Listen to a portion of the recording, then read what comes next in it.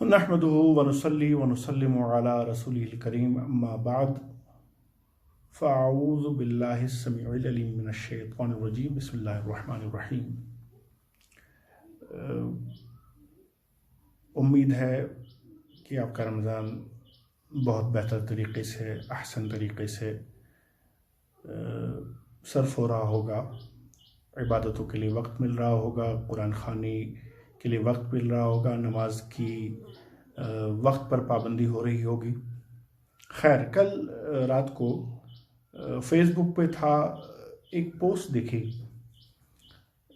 ایک مسجد میں امام صاحب سامنے کھڑے ہیں اور پیچھے پیچھے ان کے لڑکوں نے، چھوٹے چھوٹے بچوں نے ایک ریل گاڑی بنائی ہوئی ہے۔ سامنے امام صاحب چل رہے ہیں اور پیچھے ان بچوں کی ریل چل رہی ہے مسجد کے اندر۔ مجھے تھوڑی دیر کے بعد یہ خیال آیا کہ ہماری مسجدوں کا حال کیا ہوتا اگر ایسا ہی کچھ نظارہ ہماری مسجدوں میں دیکھنے کو ملتا۔ اگر ہماری مسجد میں کوئی بچہ ایک بار چلاتا ہے تو اس بچے کو مار کے باہر بھگا دیا جاتا ہے۔ اگر بچے سے بدتمیزی ہو جاتی ہے تو کیا حال ہوتا ہے آپ سبھی جانتے ہیں، آپ سے کسی سے مخفی نہیں ہے۔ لیکن اگر ہم اپنے اس عمل کو رسول اللہ صلی اللہ تعالی علیہ وسلم کے نظریے میں، ان کے احادیث کے نظریے میں دیکھیں تو کیسا لگتا ہے، کیا دکھتا ہے؟ ہم نے دیکھا ہے کہ حضرت محمد عربی صلی اللہ تعالی علیہ وسلم مسجد میں تھے اور کچھ بچے کھیل رہے تھے تو فاروق اعظم رضی اللہ تعالیٰ عنہ آئے۔ انہوں نے بچوں کو ڈانٹ کر ہٹانا چاہا، لیکن رسول اللہ صلی اللہ علیہ وسلم نے مداخلت کر کے ان کو بولا کہ بچوں کو مت ہٹاؤ، ان کو کھیلنے دو، مسجد میں کھیل رہے ہیں، کیا فرق پڑتا ہے۔ اسی طرح سے ہم کو ایک ایسا واقعہ بھی احادیث میں نظر میں آتا ہے جس میں یہ بیان ہے کہ رسول اللہ صلی اللہ علیہ وسلم نے حبشیوں کو اپنے مسجد میں اپنے سامنے مقابلے کرائے کھیلوں کے۔ آپ دیکھیے اس وقت کے نظریے میں، رسول اللہ صلی اللہ علیہ وسلم کے نظریے میں اور آج کے ہمارے نظریے میں کیا فرق ہے۔ تابحال ہماری مسجد میں جب ہمارے چھوٹے چھوٹے بچے کبھی مسکرا دیتے ہیں یا ان کی زبان سے، ان کے منہ سے ہنسی نکل جاتی ہے تو ہم ان کو مار مار کے بھگا دیتے ہیں۔ مجھے ایک زمانے میں ارمغان حجاز ہمارے گھر پہ آیا کرتی تھی۔ میں نے پڑھا تھا ارمغان حجاز میں، کسی صاحب نے لکھا تھا کہ جب تمہاری مسجدوں میں سے تمہارے بچوں کی کھلیاریاں نہ سنائی دے تو سمجھ لو کہ تمہارا مستقبل جو ہے محفوظ ہاتھوں میں نہیں ہے، اور حقیقت میں ہو بھی ایسا ہی رہا ہے۔ ہم جب اپنی مسجدوں سے اپنے بچوں کو بھگاتے ہیں تو حالت یہ ہو جاتی ہے کہ ان کو بڑا ہو کر بھی، بالغ ہو کر بھی مسجد میں آنے کی عادت ہی نہیں رہتی، مسجد میں آنے کا ان کا طریقہ ہی نہیں رہتا۔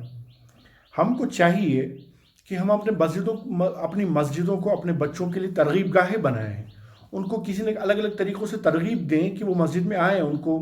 الگ الگ ان کے پروگرام کرا کے، ان کے تماشے دلا کے۔ خیرام ٹرسٹ نے پچھلے سال متعدد مرتبہ جو ہے کچھ ایسے پروگرام کیے تھے جس میں بچوں کو ترغیب دی جاتی تھی کہ آپ مسجد میں تشریف لائیں، ان کو کھانے کھلائے گئے، ان کو گفٹ دیے گئے، ان کو جو ہے کئی تحائف دیے گئے۔ تو یہ ساری چیزیں اگر ہم کرتے ہیں تو میں سمجھتا ہوں کہ شاید اس سے بچے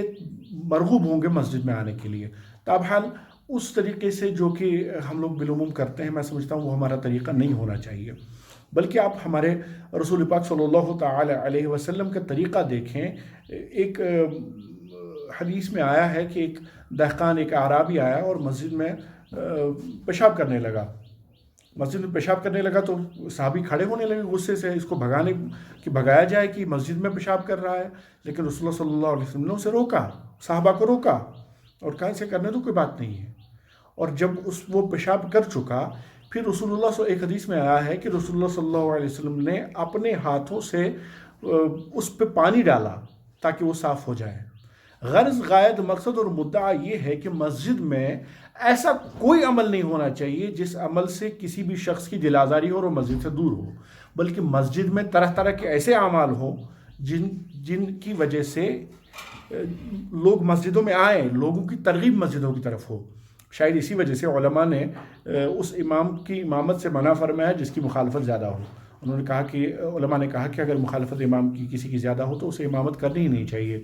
شاید یہی وجہ ہے آج رمضانوں کے آخری ایام چل رہے ہیں، آخری عشرہ چل رہا ہے، میں اور شب آج بھی ہے اور آگے بھی آنے والے ہیں. میں اپنے بزرگوں سے اپیل کروں گا کہ مسجدوں میں اپنے بچوں کے لیے الگ الگ طریقے بنائیں جس کی وجہ سے وہ مسجدوں میں آئیں اور مسجدوں میں جو ہے زیادہ سے زیادہ اپنے آپ کو سیف محسوس کریں، خوش محسوس کریں، تاکہ آج اگر وہ حلوہ کھانے کے لیے، فرینی کھانے کے لیے، چائے پینے کے لیے آتے ہیں، کل ہو سکتا ہے کہ وقت ایسا بھی آ جائے جب حلوہ کھانے کے ساتھ ان کو نماز پڑھنی یاد آ جائے، فرینی کھانے کے ساتھ درود پڑھنا یاد آ جائے، اور پھر ایک وقت ایسا آ جائے گا جب درود جو ہے مقدم بن جائے گا اور باقی چیزیں مؤخر ہو جائیں گی، نماز مقدم ہو جائے گی اور باقی چیزیں مؤخر ہو جائیں گی. اللہ سے یہی دعا ہے کہ اللہ اس ماہ سیام کے واسطے ہم سب کو بخشے، ہم سب کی مغفرت فرمائے اور امت مسلمہ پر یہ وقت آسان فرمائے. السلام علیکم ورحمۃ اللہ وبرکاتہ.